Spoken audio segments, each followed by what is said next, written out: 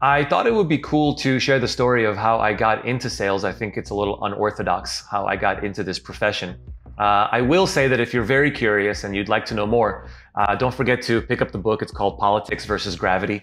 And please don't forget to hit that like button and subscribe. So here I am, age 18, trying to figure out how do I become good at this profession? I knew that I loved computers and computer graphics and websites. At the time, it was around 1997, 1998. Millions of Americans own a personal computer. If you're one of them, you can now glimpse the future with nothing more than a modem, a phone line, and a few dollars a month. Every business, no matter how large, and no matter how small, will be on the internet in the year 2000. It's the primary way that people will look up information. It will replace the yellow pages as we know it today. And people were starting to get the hang of it, and people knew that they needed websites. I go to the public library, this is a true story, and I find a book called How to Code in HTML for Dummies. I imagine that book probably still exists somewhere. So in 1997, 1998, if you wanted to code a website, you actually needed to know how to code in HTML. So I go to the library, I find this book, and I learn how to code in HTML. And I got pretty good at it. I had a lot of time on my hands.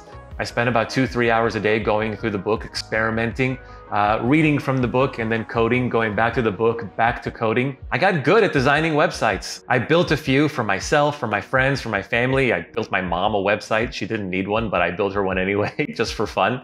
And now I felt like, okay, I can make a website. Let's see if I can go monetize this. So I go to the printed yellow pages, and I feel like my tactic was pretty good. My delivery sucked, but I feel like my tactic was pretty good. I went down the list of businesses in the yellow pages, and if I saw that you had an ad in the yellow pages, I also figured, well, they must have money because advertising costs money. I connected those dots in my head as early as the age of 18. If you have a big ad in the yellow pages, chances are you've got some money to spend. So I found businesses on the yellow pages that had big ads, and then I went to the internet. It was America Online at the time, and I tried to put 2 and 2 together. If you have a big ad, but you don't have a website, I would call you.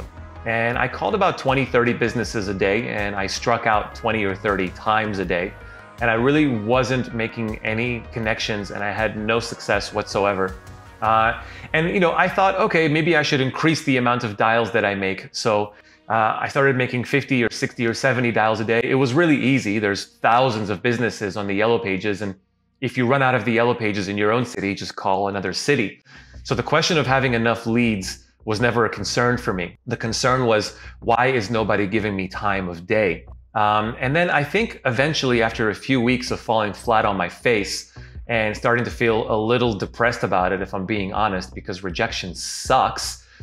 Eventually, I started asking a really hard question. And I remember this one lady, she took pity on me. And I think at the end of my sales pitch, I said, can I ask you something? I feel like I'm good at designing sites, but nobody's giving me time of day. And she said something that really transformed the way that I sell even to this day.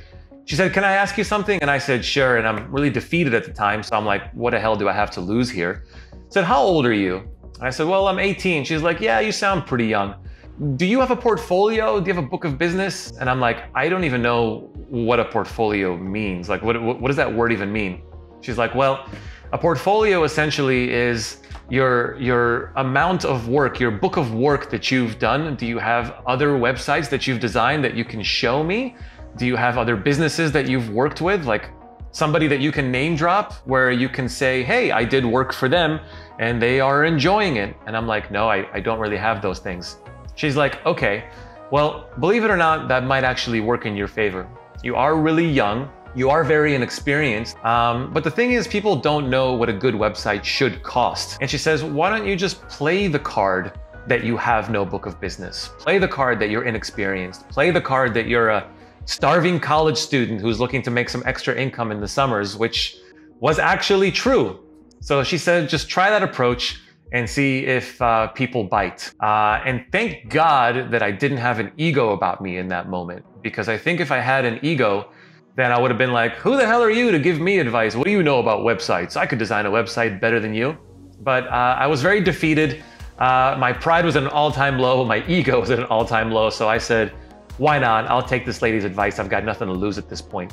So I started picking up the phone again and I tried a little bit of a different tactic. And the next few people that I called, I instantly noticed that the connection was a little bit stronger. My approach was, hey, my name is Lavi. Hey, please don't hang up.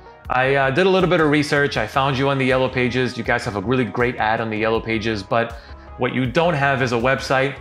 I'm a starving college student. I'm really good at designing websites, but I do not have a portfolio. So my sales pitch is really simple. I'll build you a website for dirt cheap. And basically you're doing me a favor by being one of my first clients, and I'm doing you a favor because you guys don't have a website and you really need one. And it's 1998. How do you not have a website? This is crazy. And a miracle happened. People said, yeah, I guess that makes sense. Yeah, I mean, if you want to design a website for me for cheap, and they were like, well, what's cheap? What does that mean? And I was like, 150 bucks. Give me 150 bucks. I'll put a website together for you. It'll take me a couple days. At least you'll have something on the internet that has your name on it, right? Essentially, it's like your business card is online. I remember saying that exact line to people, your business card is online. And they were like, oh, that makes a lot of sense. People do go to the internet. What's 150 bucks? And I'm like scared to the point of not knowing what to do because this guy actually wanted to do business with me. I almost ruined it by saying, are you sure? Thank God I didn't. I was like, yeah, of course, it's your business card online. And this guy's like, all right, kid, let's do it. I'll write you a check, build me a website. Let's see what you're made of.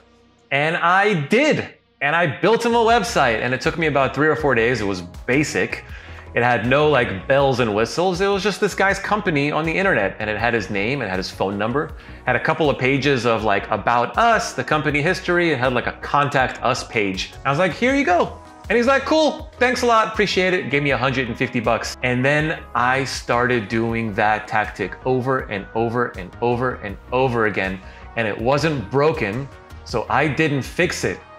Before you know it, I was getting a job a day. So now let's go back in time to 1997, 98. You're 18 years old, you're making 50, 60 calls a day, and about one of those calls is turning into a client, each one being worth 150 bucks. You do that 30 times a month, you're making thousands of dollars a month as an 18-year-old.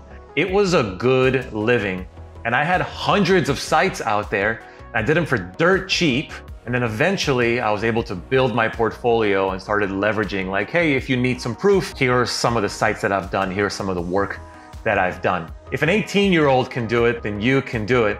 I thought it would be cool to share the story of how I got into sales. I think the biggest takeaway there is that I wasn't afraid to ask for advice. It was a really nice lady who kind of gave me some harsh feedback, but some necessary feedback. I wasn't scared to hit the phones. I wasn't scared to work hard.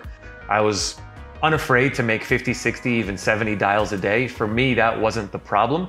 The problem was I wasn't good and I needed someone to point me in the right direction.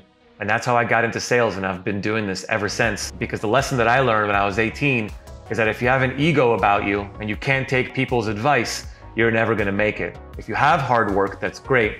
If you got a good product, that's also great. But if you can't take feedback, you're gonna fall flat on your face. And I think that's lesson number one in the world of sales. And I learned that lesson at an early age.